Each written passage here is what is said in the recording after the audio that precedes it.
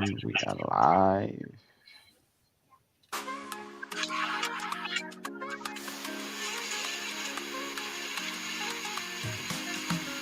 As the clock strikes 7, the vibes alive. Inner circles here, where voices thrive.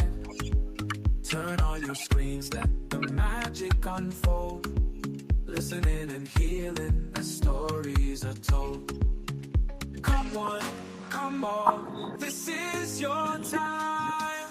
No topics too tough, just heed the call. From mental health woes to justice we seek.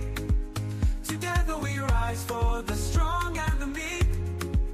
A safe space for all, let's lift every voice.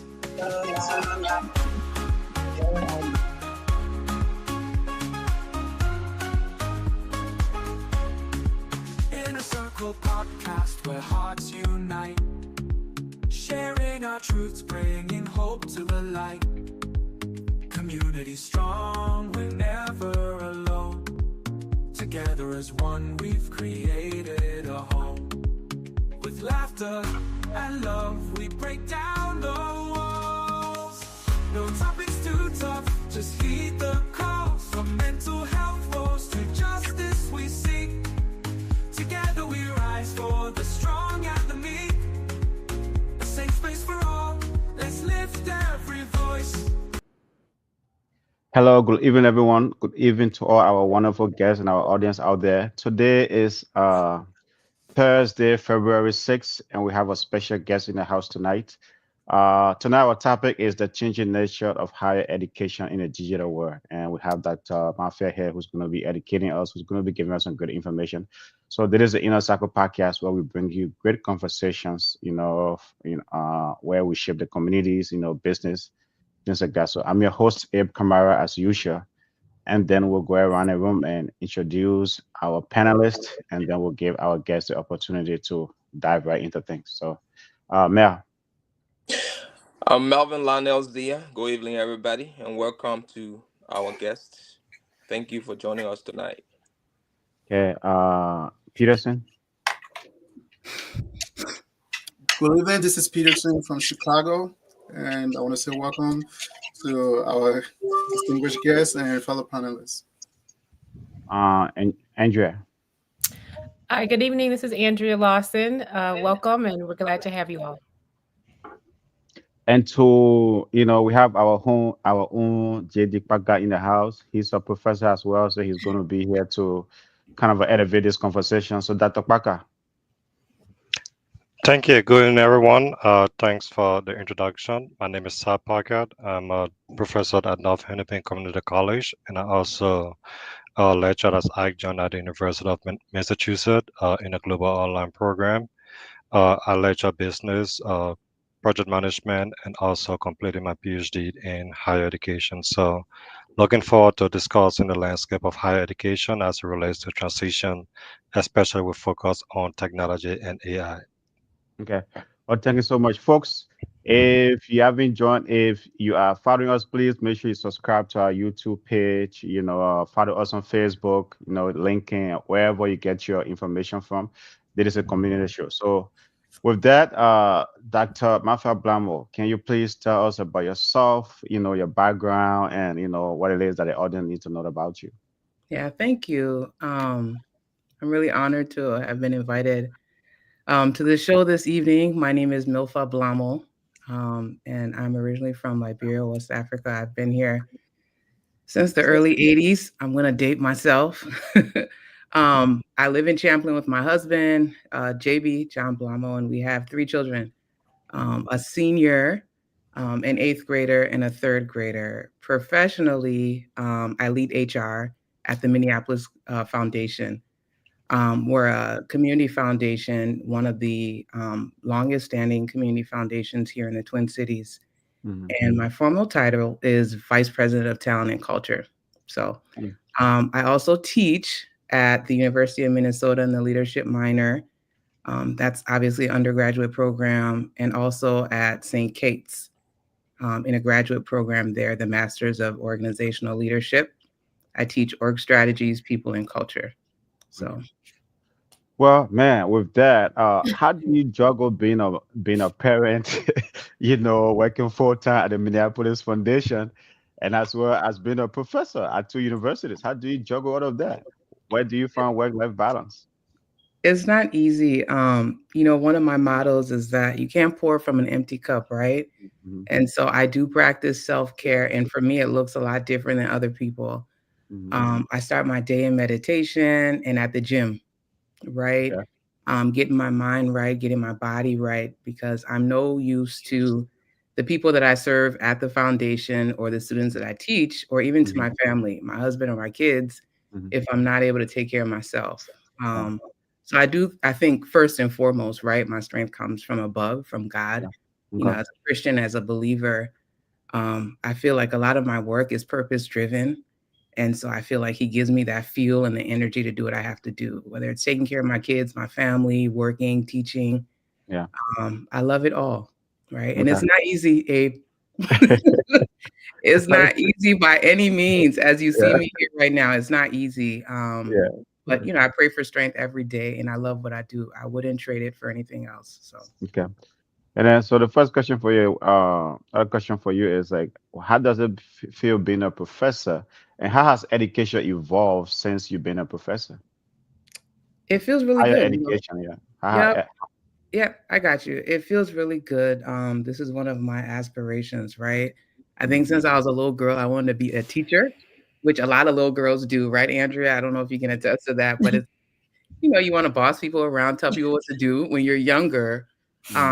But then as you grow and you go through different life experiences, professional experiences, Mhm. you wonder why. And for me, I feel like the experiences that I've lived through and I've gone through professionally, they're all because God wants me to pour into the next generation of leaders. And so Okay.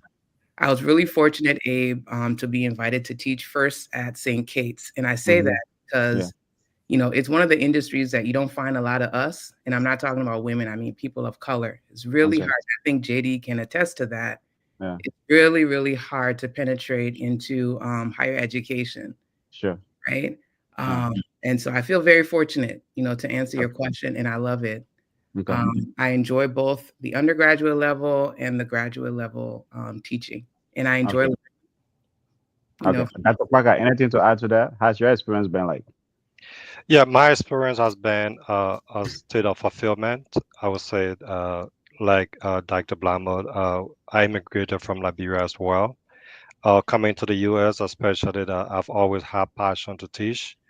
My introduction into the classroom started from Liberia. Coming from Ghana as a refugee and returning back home, Mhm. I was asked by a colleague to go and teach at the DDR program following the civil crisis, and I did Sure. not want to teach. I refused to teach, and he kept insisting. I said, "Dude, I want to get a job with the UN. I'm not interested in teaching." Sure. He was very, very focused, and he made sure I came to the classroom. Fast forward, I remember a few times after I taught most of those ex-combatants that were just from the war. There were times I would sit in my office and I just receive a text. Okay. Oh, Mr. Parker, thank you. I'm an IT specialist at this place. I'm this person at this place. Okay. And as fun sense of fulfillment, right, and Okay. accomplishment, that's where I came into the classroom. And coming to the US has been a different landscape, but I'm honored as Dr. Blamo, who said it's not easy to get into the field we are. So Sure. when you get there, you feel some sense of accomplishment, and also Mhm. you have to be humble because you represent not just yourself, but you represent a whole generation of individuals who look up to you for sense of direction and upliftment. Okay. Andrea, question for Dr. Blamo and by extension, Dr. Parker.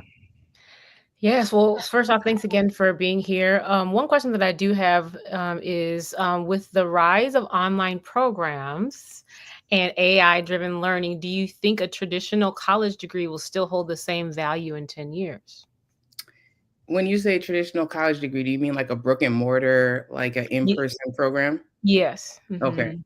Yeah, I mean, these are options, right? And I think Mhm. what we've learned from the pandemic in the last few years is that people want agility, flexibility, nimbleness. So they Mhm. want options, right? And so I think hybrid learning is one. I think asynchronous, right? Online classes, Yeah. that's one option. But there's a whole bunch of us, myself included, that really appreciate the in-person learning.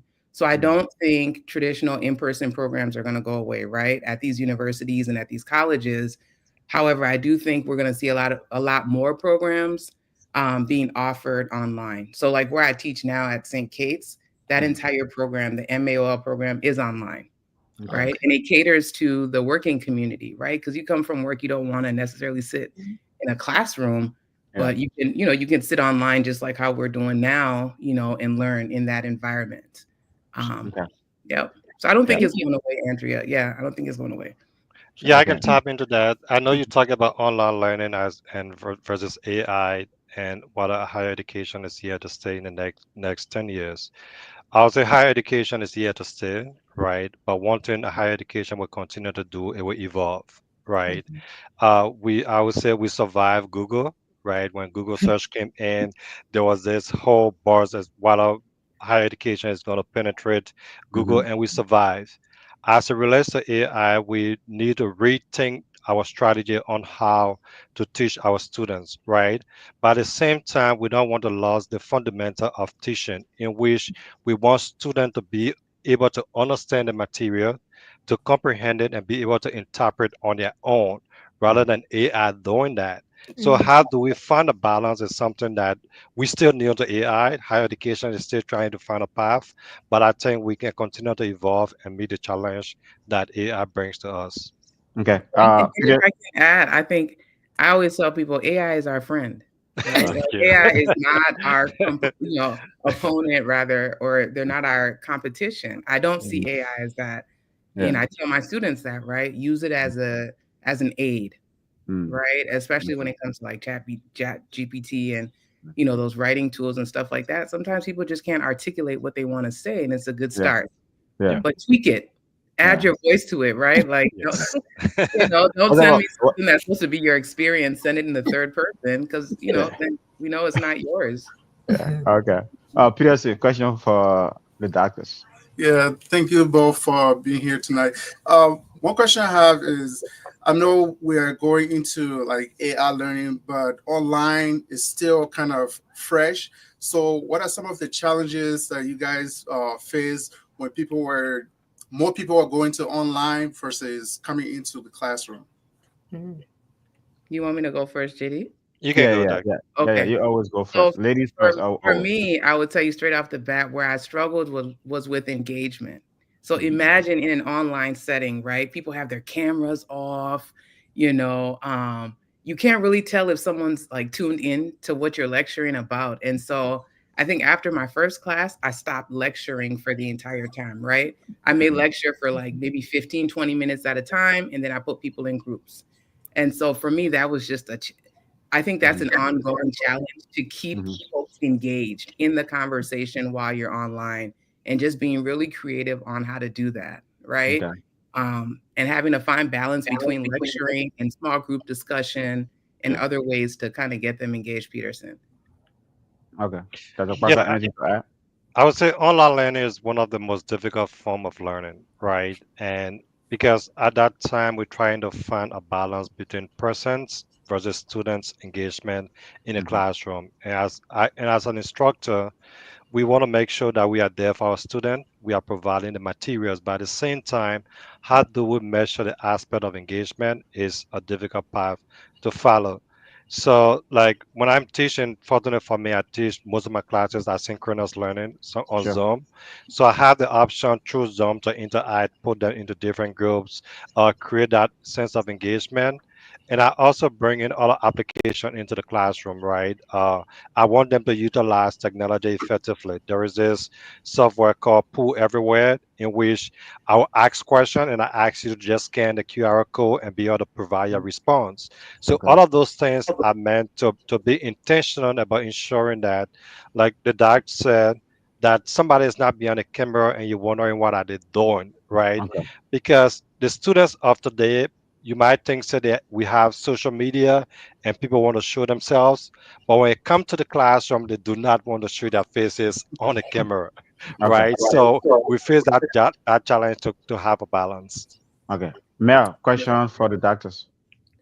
Yeah, thank you both, professors. I'm proud to be a Liberian. Just seeing two of you, in a profession of teaching and especially higher education. So, kudos to you guys. I'll start with that. I firstly want to focus on the outcome, the learning outcome. So, what are impact that digital education have on the effectiveness of learning outcome compared to traditional classroom or settings? I think It may again, hasn't be it may hasn't be Bogo. So yeah, I got the professor. The next yeah, I mean, it just depends on the class that you're teaching, right? So, I mean, so I teach leadership, which is mm, in person. I mm, teach, org theories, people and culture that's mm, online. And so mm, one of the learning outcomes there, it's really about engagement. And mm, we're teaching about creative, inclusive workplaces, right? mm, And so on a digital platform, engagement is really big when you're having that type of topic and that mm, type of discussion. mm, So sometimes that's a challenge. mm, And so the learning outcome that we really seek in that program and in that course in particular is that people understand how to engage diverse audiences and mm, diverse talent at their mm, organization. mm. And so again, because of the lack of engagement at times, that can be a struggle when you're trying to land that, with your students in Okay. an online platform. Okay. Okay. Dr. Yeah, Parker, anything to yeah. add in? Learning outcome is based on the course you're teaching, right? So the course that Dr. Blama would teach, the learning outcome would be different from what I would teach, right? I'll give an example. I teach information technology project management, right? So the nature of the course determines that demands that students have understanding of the effective use of technology. Whether it's using Microsoft Project, is using Smartsheet to be Mhm. able to incorporate project management ideology. And the Okay. next aspect is that since it's project management, you have to collaborate and communicate with teammates. That's where engagement comes in. So we Mhm. have to be very intentional, even in a digital platform, to be able to establish the classes into different subgroup. Because when you come into the actual workplace, Sure. guess what? Your team members will not be in the same place at the same time. You Okay. have someone in Chicago, another person in another country. You Yeah. have to collaborate to be able to work together. So we Okay. bring in both the global perspective into the classroom as well as focusing on the digital and the soft skills part of ensuring our students are ready for tomorrow's challenges. Okay. Tadas, question for the doctors. That was a good one. Absolutely. It's been a great discussion so far. I'm really learning a lot here. Thanks, doctors, for appearing here. We really appreciate you. From the following the conversation, I just want to build on the online aspect of it. You both, I would assume you both are teaching here in the States. So I'm not sure. You're focusing mainly on students who already have access to these things, these platforms. Have you ever encountered any students globally that are kind of challenged with internet, having access to internet, high speed internet, or even just the cost of affording internet? And what inequality that might provide for those students. Okay. Personally, Dr. I have not, so most of the students in the graduate program that I teach in are here, right? So they're domestic. Mhm. But I mean, the internet is the internet, right? Yeah. There's some there's some challenges within, within that, even with folks that are here locally. And when it comes to accessibility, that's a really big thing as we talk about inclusion, right? Yeah. Um, and so one of the things that we try to do is we just use Zoom, right? Zoom is an easy platform to acquire, to access for most individuals in the program. Okay. And one of the things that we do is that if people don't have the ability to access it, Hmm. the university has resources that they provide to help people with that. Hmm. Yeah, at Okay. St. I can't speak, on behalf of any other university, but at St. Kate's there are. Okay. Dr. Parker.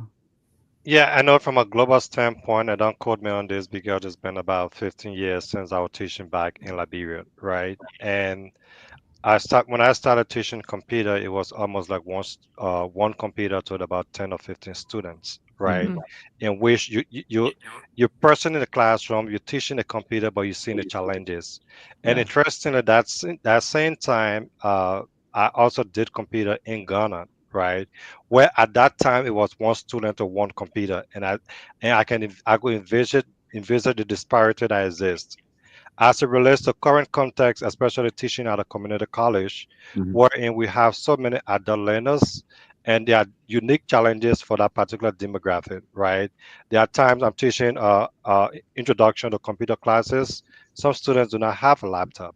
Some Mhm. students do not have computer at home. Some students do not even have stable internet at home. So, Mm. like the doc said, the university has so many resources. We even have a program in which we borrow computer to our students, just so that they are not limited and we are able to bridge the gap as it relates to affordability and accessibility of information technology in the classroom. Okay. Well, folks, tonight we have two great docs here. You know, Liberians, our Liberian folks. You know, I mean, two of them doctorate degree holders and teaching at prestigious university here, both in Minnesota. Dr. Parker at the community level and Dr. Blamo, you know, at the university level. So the topic tonight is the changing nature of higher education in a digital world. So Dr.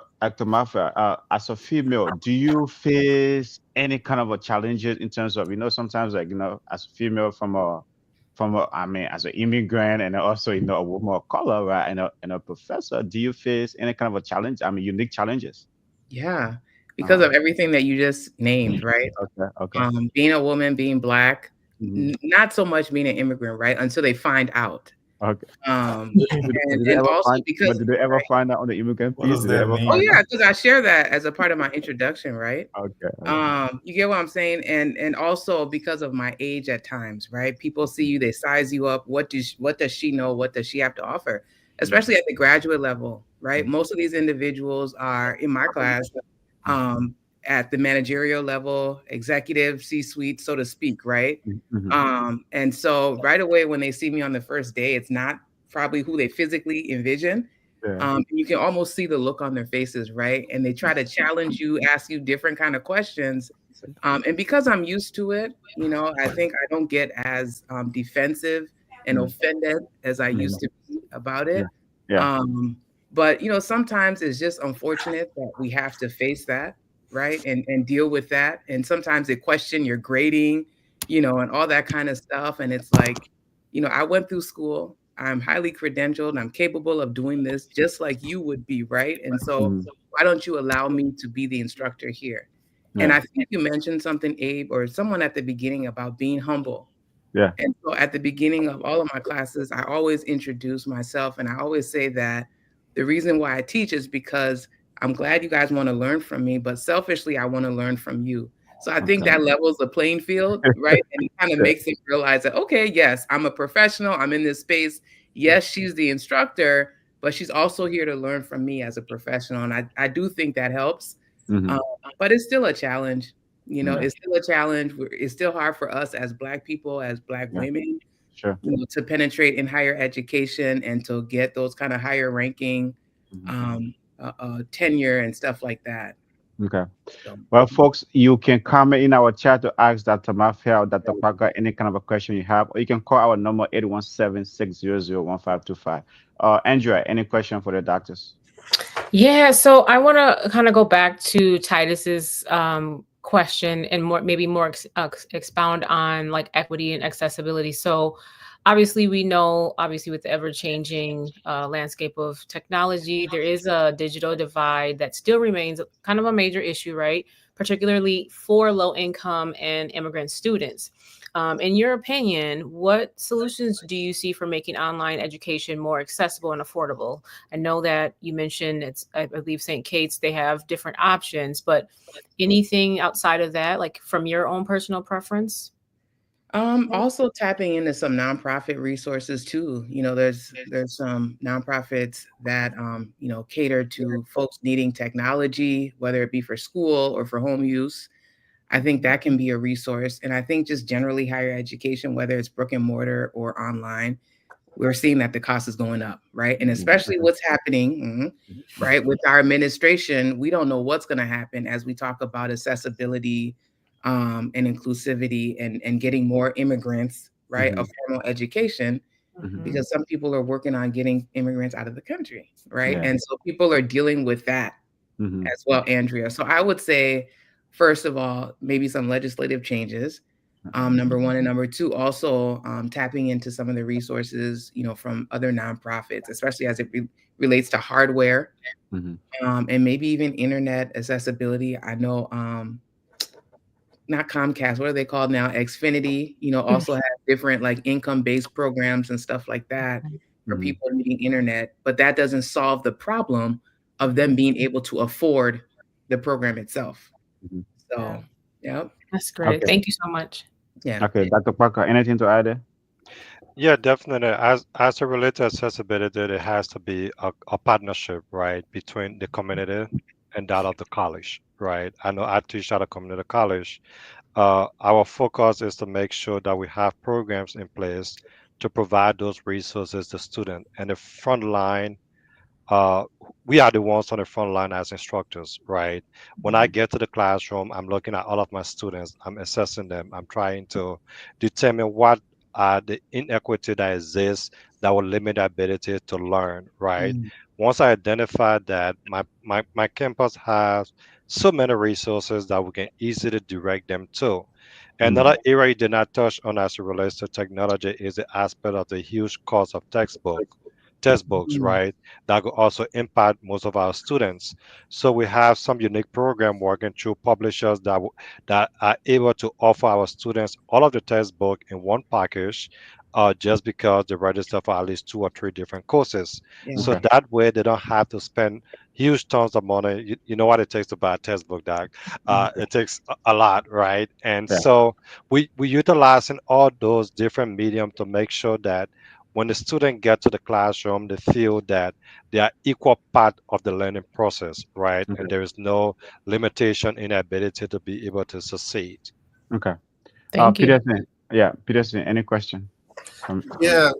Once again, I want to say thank you both for being here tonight. And I'm very proud to be a Liberian so that we can showcase the best of us out there, because the best of us is more than the worst that we see. So going back to the online learning, I wanted to know, dealing with students from your classrooms or from your universities, do you see more prospective students taking the route of online, or they still want to come to the class? Okay, at the Mafa. I guess it depends at what level in the program. I know, Peterson, that it's not a direct answer, but I do think there's some context that has to be added to that, right? Meaning, like, at the undergraduate level, I think it's important for those students to get experience being in a classroom. That's your college experience, man. You know what I'm saying? Like, getting a part of that, meeting people, and everything that you can experience being on a college campus. I think that's really, it's a rich experience, and I think every student should have that. I think at the graduate level, I think that's where you begin to see a lot of that, because people have other competing priorities besides being in a physical classroom. They have to take care of their families, so they can't, transportation, all those kind of stuff. They're tired from working full time and stuff like that. And then I also think it depends on the program, right? Some IT programs, some accounting programs, maybe you want to be in person. Maybe if it's a computer program or an IT program, is best to kind of be online. So I do think it just depends on the program, and I think it depends on kind of where you are, in school. If you're in an undergraduate program versus at a graduate level, to determine kind of where you're going to see some of that movement, whether it be in person or online. I will say personally, my undergraduate was obviously in person. Graduate school, I had the choice for my master's and my doctorate. I wanted to find a program that was in person. I love being with people. So I made that, personal decision, but other people, they like online and stuff like that. So, Dr. Parker, before you jump in here, right, is that you at the community college level, don't you think it's more important, right, at that level, as Dr. Mafra was saying, right, for folks to go? I know you say you teach them online classes. Don't you think it's more important at that level for folks to come to class, right, like in person? I mean, it's a 2-year program. I mean, in most cases. Yeah, even though it's a community college, but there's still the hybrid model is what getting popular at this time, right? Uh, at a community college, there are a lot of different segment of students, right? And most of our students are adult learners, right? That are occupied with job, occupied with families and other responsibilities, right? So depending on the course, right? And we try to make sure that the foundational courses, they should have some sense of interaction, right? Coming on campus, understanding what a college has to offer, creating that professional and student-based networking opportunities, right? All of those need to exist. So personally, if you ask me what's my preference for learning, I'm a traditional learner, right? Almost all of my education, I did it going to school in person up to my PhD, right? So I prefer that, but we cannot just have just the traditional option at this time. We need to be able to provide different models so that students from all demographic can have access to education. Okay, Mel, question for the doctors. You unmute. You unmute. You unmute. Thank you. In what ways is digital education helping to better prepare students for the demands of a rapidly evolving job market? Okay, Dr. Mafa, as an HR person, right? As an HR person, right? You are HR person at the same time you're a professor. So let me just rephrase this question. Like, in what ways is the digital age, right, preparing students for the job market?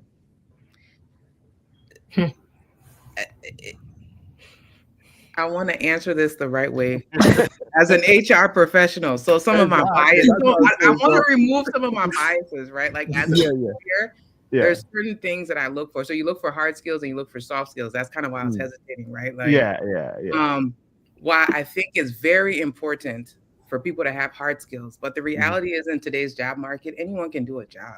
Yeah. Right. And so there's certain things that you may not be able to learn. And this is not me saying that obviously higher education is not important, right? There's certain things that you just can't glean and you can't learn from a classroom or in a digital platform, on a digital platform, right?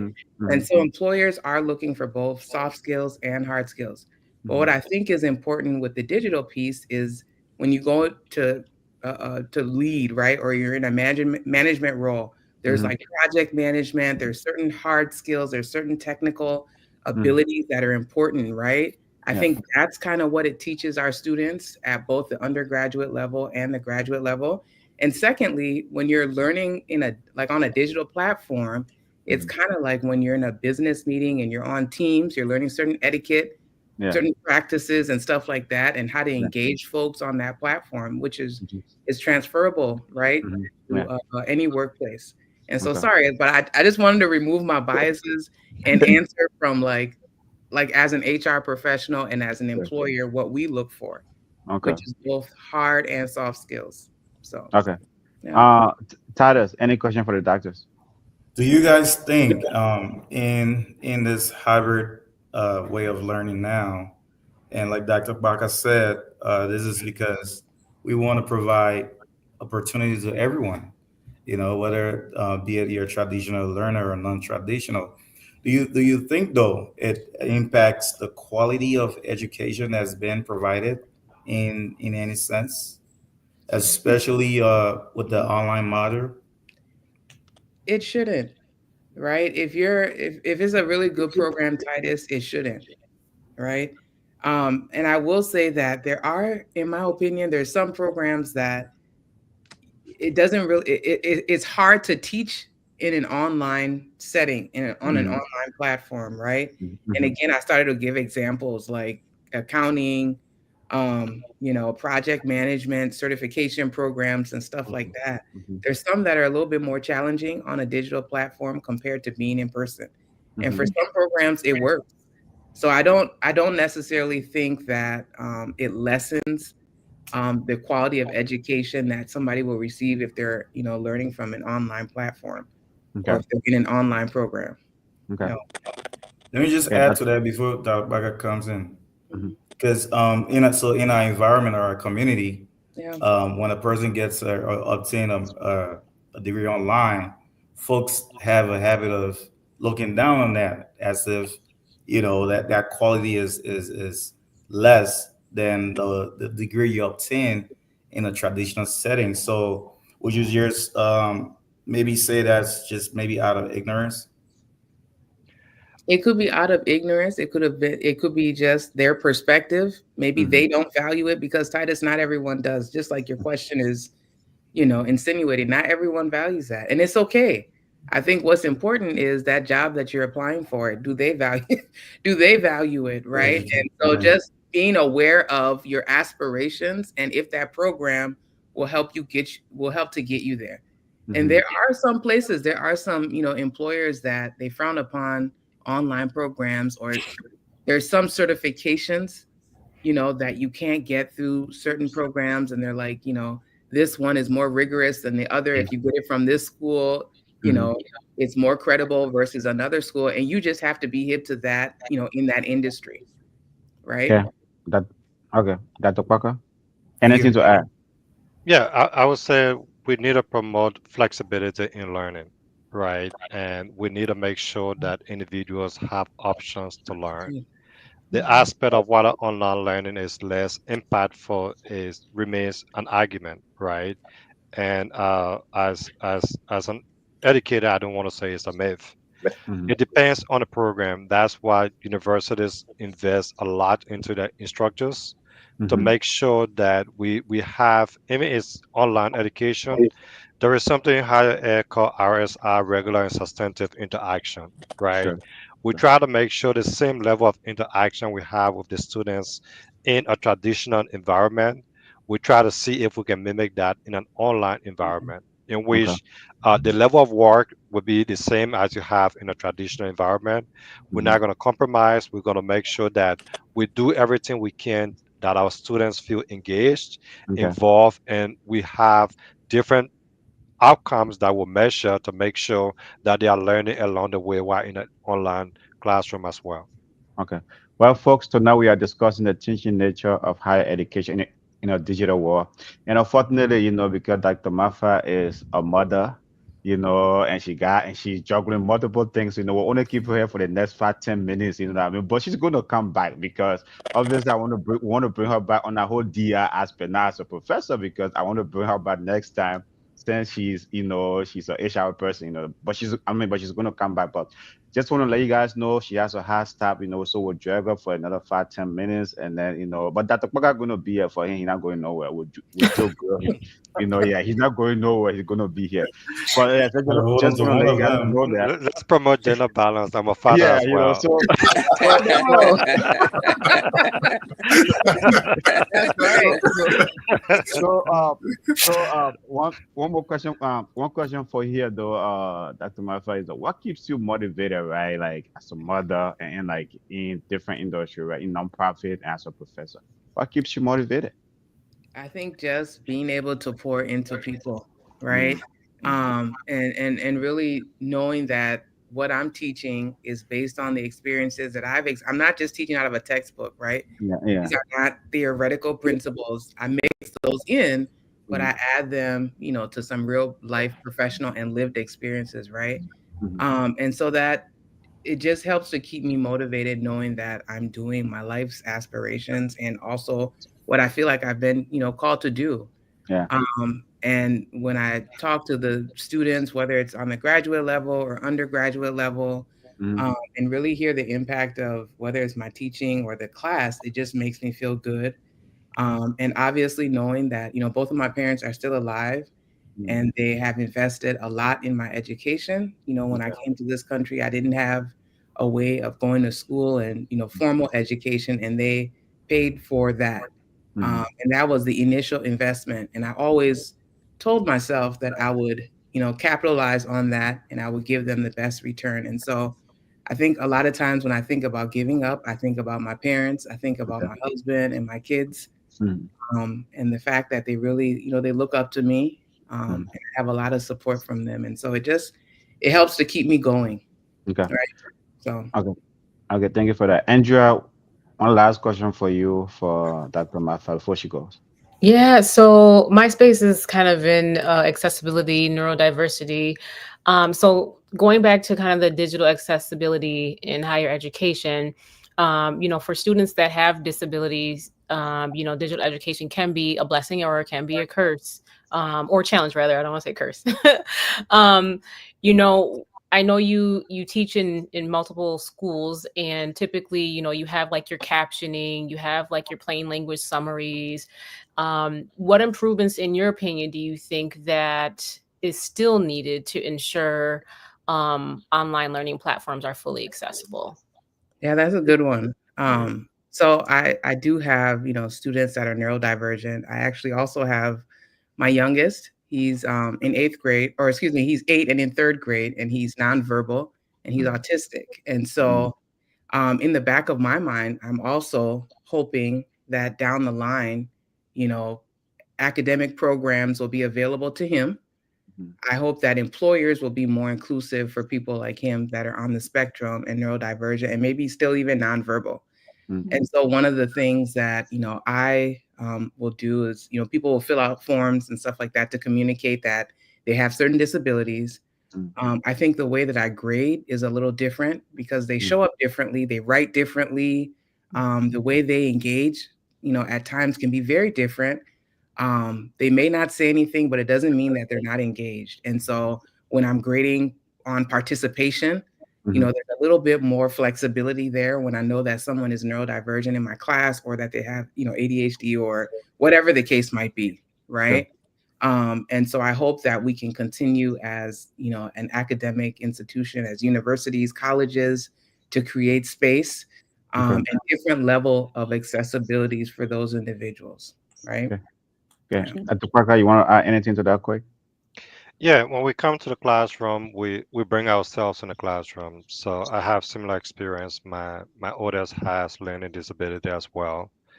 And when I go to the classroom, I think about how she's learning versus how I'm teaching, right? And I see the level of effort that a high school put in her to make sure that she didn't read until she was like in the 8th grade, right? Before she started reading, you could see the joy and aspiration that she had. And sometimes when I'm teaching her, I will have to use different methodologies to be able to get to her for her to learn. When I go to the classroom to teach, I'm looking at everybody as being in that particular environment should have equal opportunity to learn. And what our universities have is accommodation services, right? We are required as higher education to make sure that we serve every student that come into the classroom. And so when we are given those notifications, we need to find different methodology, different flexibility in which we'll be able to provide the services for the students. If it means longer time, spending longer time with them, changing the way we grade them, and also find a different way to keep them involved and engaged in the classroom as well. Okay. Peterson, I will give you the last question for Dr. Martha, and then she got to go. I don't want to, it's like, yeah. Last question for Dr. Martha. And then, I mean, she's going to come back, though. She's not, this is her show. So I'm going to make sure to get her back a couple of times. So go ahead, Peterson. All right. Thank you, Doc. I want to say, what advice do you have for young people, immigrants, women that are aspiring to into the educational field? What advice do you have for them? That want to get into higher education or just education? Higher Yeah, education. people that want to teach. Anybody that want to, yeah, I mean, into higher education, yeah. To find a mentor, find someone who's doing it. And don't listen to all the myths that you hear about it. Because I think it's not the sexiest, career because you don't get paid a lot, right? So we're not doing it for money, right? We're not, right, JD? We're not yet Thank you. money, right? It's intrinsic, right? You're doing it from here, right? And so I would say just make sure that's what you can do, and that's the importance of finding someone who's in it so you can ask them all the questions, maybe even shadow them and understand their, trajectory as well. And I will also add one thing that, as an adjunct, as a professor, classroom experience is just as important as professional and lived experience. And so you might go through the program, get the certifications, but you still need some type of professional experience. And I know it depends on what you're teaching, but in most cases, it's important because you have to be able to translate that theory to actual practice, right? Okay. And that adds credibility to what you teach when people know that you're not just talking about change management, this, that, and all the hella terms and stuff, but that you actually you worked in it, right? Yeah. You've been a part of change projects, project management, this, that, and the other. So that's the advice that I would give. And we need more of us in it. We Okay. need more of us in this field. Okay. It's such a beautiful thing. So Okay. thanks Well, again. yeah, Dr. Maffa, I know gotta let you go, but any last word for our audience, anything folks that have been listening to you for the last 40, 45 minutes, anything you want to leave with them tonight? Just that I'm excited to connect with anyone that is available to connect. If you want to connect on LinkedIn, I'm happy to answer any questions or anything like that. So, and I appreciate the opportunity. Okay, thank you so much. Thank you so Okay, much. you have a good time. Yeah, bye bye. Thank you, Doc. Okay, Thank folks. you. Now we have Dr. Parker here. Like, hey, I'm a punish the mess more. Okay, he's a professor, so he got a lot of the question. But now I'll let you ask the doctor. Yeah, Dr. Parker. I know back you guys just now you guys were talking about the quality assurance of the education, both traditional education and online education. My question is kind of diving into the accreditation agency. How are they adapting to these rapid evolving technology war that we are in? How are accreditation agency adapting to those standards as well? I would say they're actually increasing the standard, especially with the Higher Learning Commission, right? Uh, when they do the assessment on campus in terms of testing your accreditation, they look at different things and the focus when it comes to online learning. There is something I talked about earlier called RSI, regular and substantive interaction, right? Because one thing they don't want missing is that if I go to teach a traditional classroom, the students are present, right? I'm involved, I'm right there, I'm engaged, I have different methodology to make sure that they feel a part of the classroom.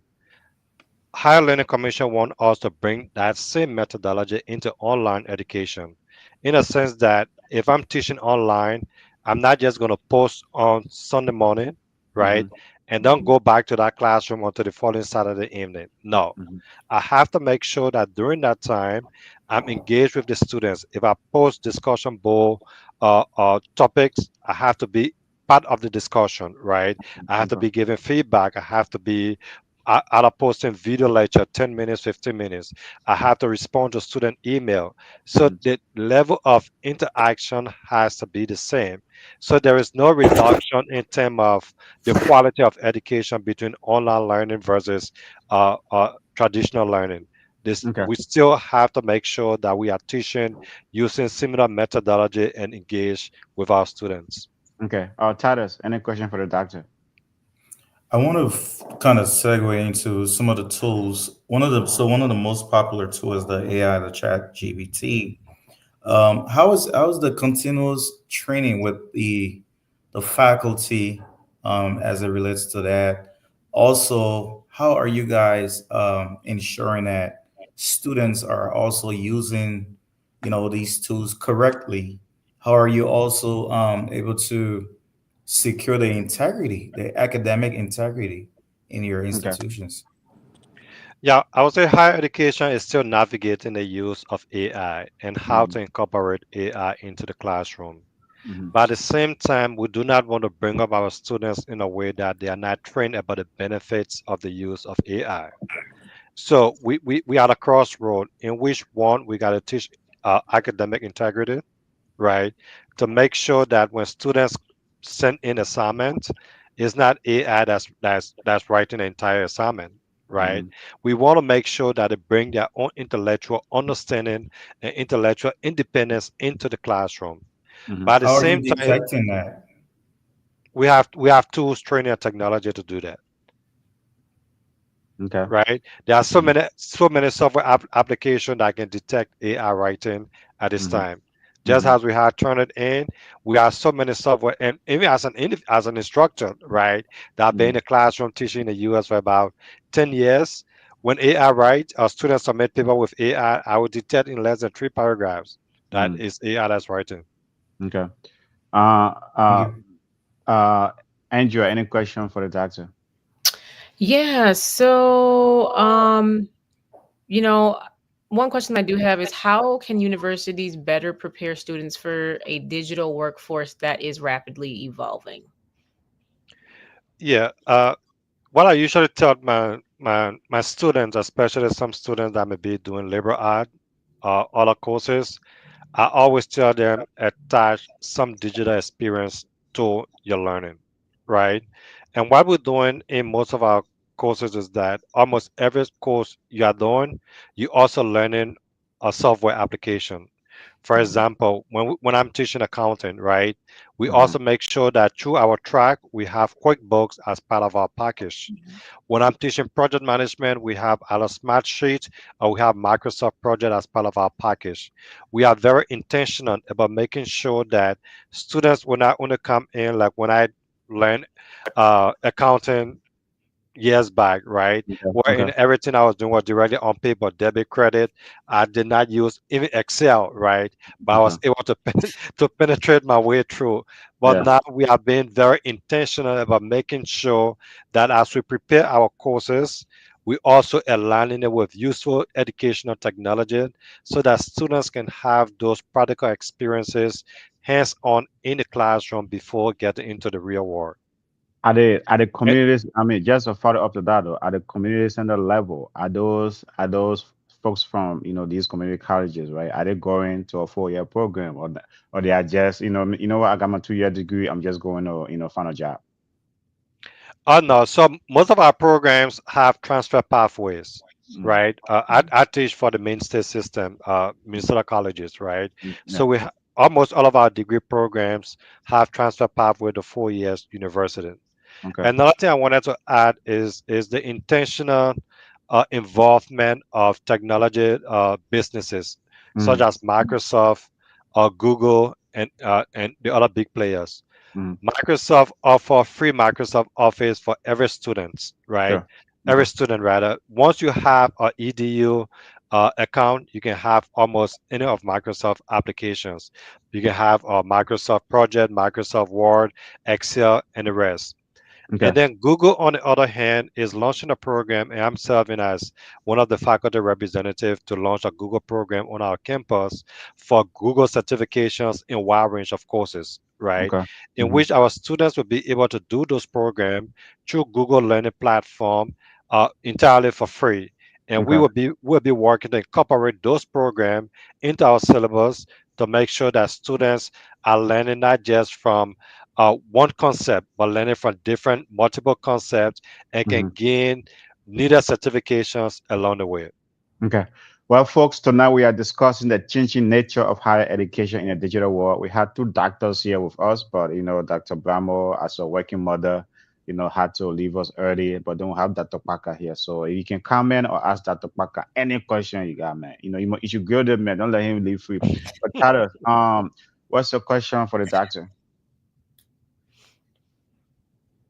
Tyler's on mute, or you on mute if you're talking. Any question for the doctor as we You drag know, I this for the wanted to next kind 30 of minutes? get a sense of what they go through as educators, Mm-hmm. considering that there's a continuous need for advancement in technology, and so you guys will continue to train yourselves to adapt, Mm-hmm. to these different times.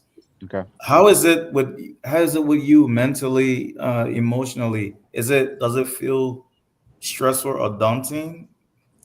You just read my mind. I would say as an educator, I'm a lifetime learner, right? I'm Mhm. someone sitting with 2 bachelor's degrees, 3 master's degrees, Yeah. about to get my PhD. Uh, and at the same Bye. time, at the same time, I'm continuously thinking about how can I be of an impact to my students, right? Mm, So mm, whatever technology that come in, when AI was introduced, I did not run away from AI. I mm, run to AI, right? Because I want to understand the benefits, the challenges, the impact, the influence that such technology will have on my students, Okay. right? And at the same time, as an instructor, you got to be intentional about being current, Okay. right? Because you're not teaching from yesterday's methodology, you're teaching from today's methodology. And Mm-hmm. our students of today, they have all of the information right on, right? Okay. So Mm-hmm. mentally we have to be prepared to be in a classroom, Sure. right? And Okay. that's why we also need to make sure we have a balance, right? Okay. That's why I'm very big on spending time with my family, my wife, my kids, to make sure that I'm mentally balanced to be able to come into the classroom, to be able to teach my students.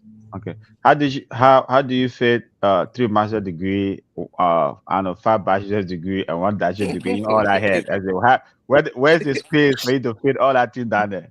But anyway, that's a sad joke. You don't have to answer that. But Andrew, I'll give you, the professor gotta go here. I mean, there's a 1 hour show, you know what I mean, and stuff. So we don't want to keep him all night. The man got a family life balance. So last question for you, Andrea, and then from there we all of the panelists will have their last question. Then we can wrap it up. So Andrea, last question for you. Sure. So going into social media, what role do social media and digital networking play in shaping student engagement and professional opportunities?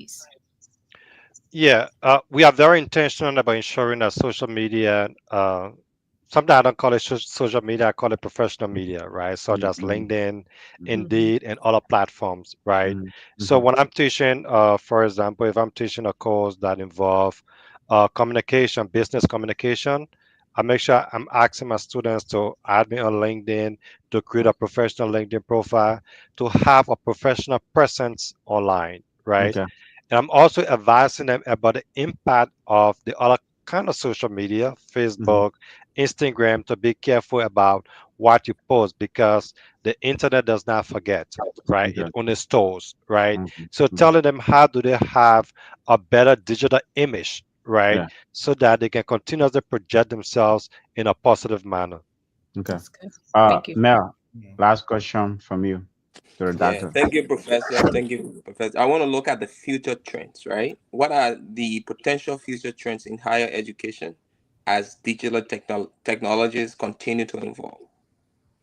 Yeah, I would say online learning is going to continue, right? Mm-hmm. There is huge appetite for flexibility as it relates to where we learn, when we learn, and how we learn, right? It's very important. And the flexibility is not just on the students, the flexibility is also on the instructor. I remember one time I had a trip to Tokyo, right? I, I'm very selfish. I did not want to keep my students and say, I'm not teaching at this time. I was able to get on Zoom with my students. We all have fun. I taught them, they learn, and for that few hours, we're engaged, right? Mm-hmm. Okay. So higher education need to continue to evolve and meet the contemporary landscape as it relates to how technology is also evolving, and that will include AI. Who knows what's going to come next? So we got to make sure that we continue to be present, we continue to be current in terms of changing the different methodology we want to use for impacting our students. Okay. Before I go to Peterson for the last question, I think that is important. So, doctor, what advice will you give someone who has been out of school for a while but wanting to go back? Want to go back to school, right? What are your words of motivation? The motivation is already there. Just the thought process that they want to come back to school is where the motivation starts, Mm-hmm. right? And my advice to those people to such person would be, I teach at a community college. Mm-hmm. I have a lot of adult learners, Mm-hmm. and I did my dissertation on the motivation of African immigrants to attend community colleges in Minnesota. So I understand the challenges. I have the research material as it relates to the challenges that adult learners face, right? Okay. Yeah. Most of our adult learners are away from school for a long time. Mm-hmm. And I want that person to know that the community college has resources to be able to transition you into the university system and subsequently through your course.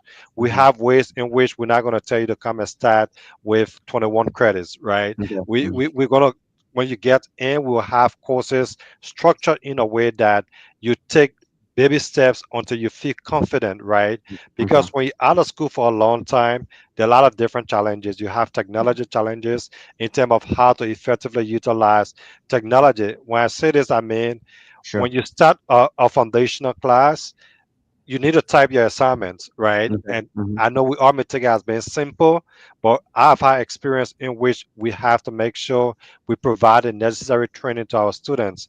I Okay. would say take advantage of community resources at the library.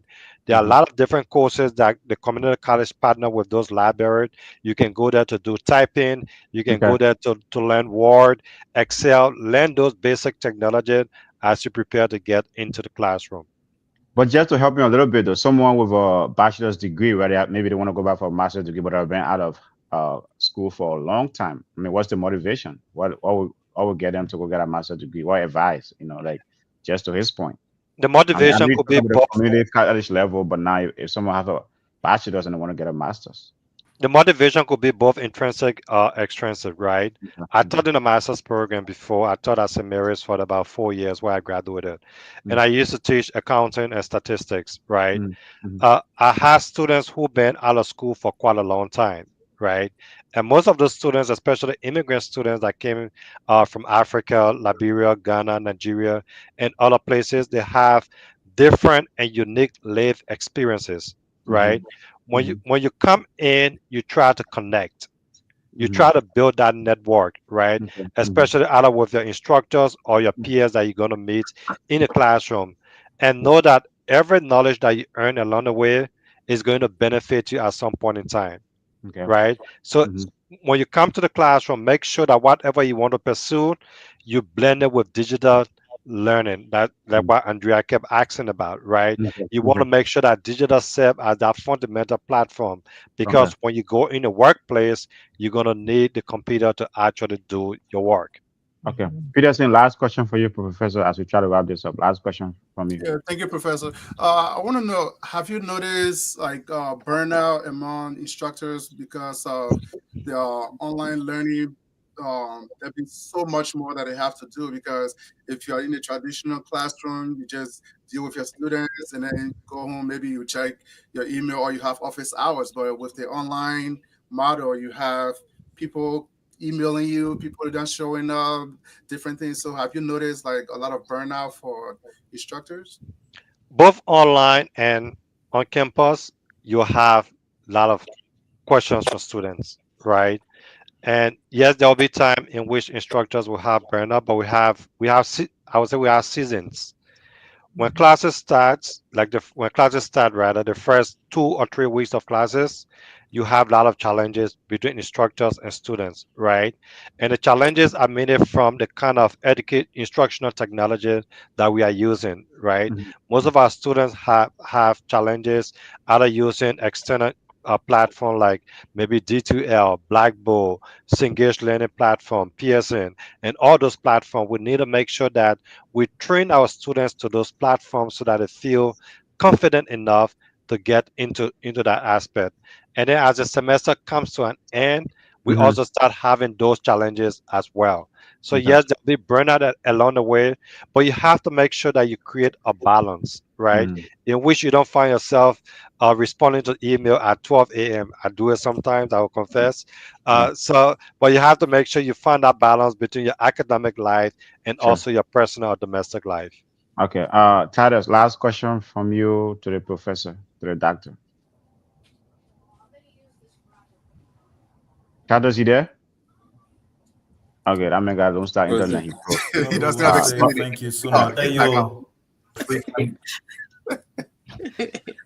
can you hear Am I us? here? Yes, Yeah, can you yeah, yeah. We thought you were there, You bro. hear You me? know what I mean? You guys don't start internet. Wake up. You're sleeping. Wake up. Go Let me ahead. hurry up before something Yeah, happens. yeah, We hope yeah. that Yeah. you'll continue to frequent this platform because we Mhm. need this ever so often.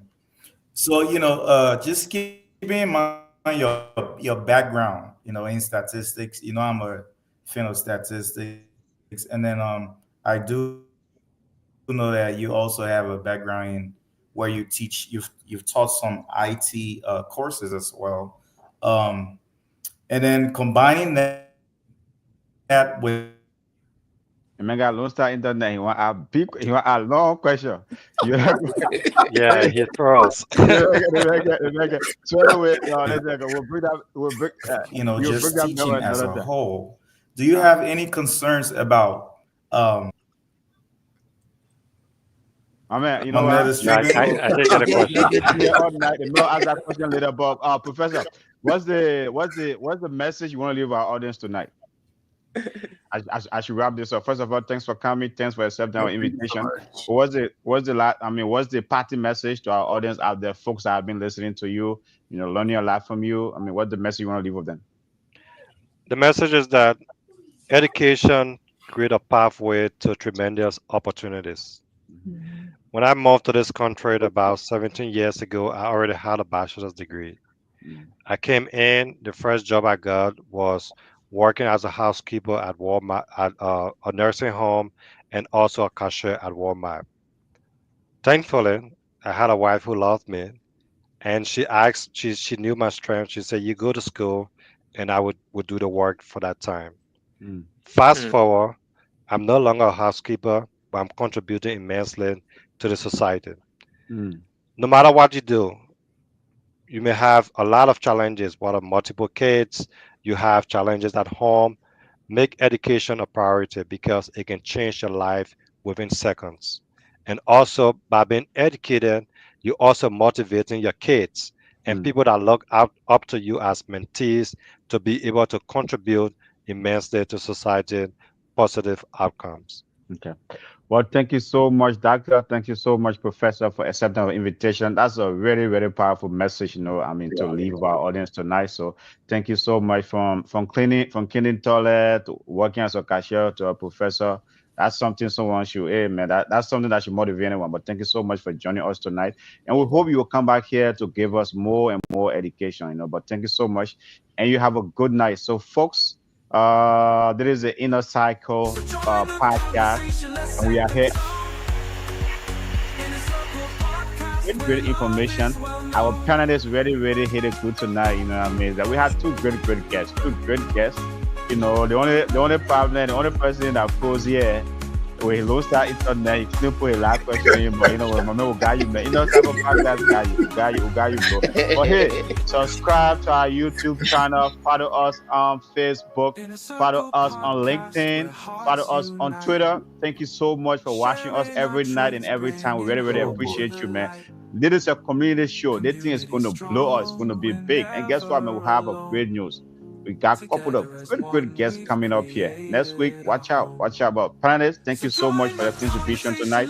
Good question, and thanks for everyone for watching us. Great night, guys. Good night. Good night.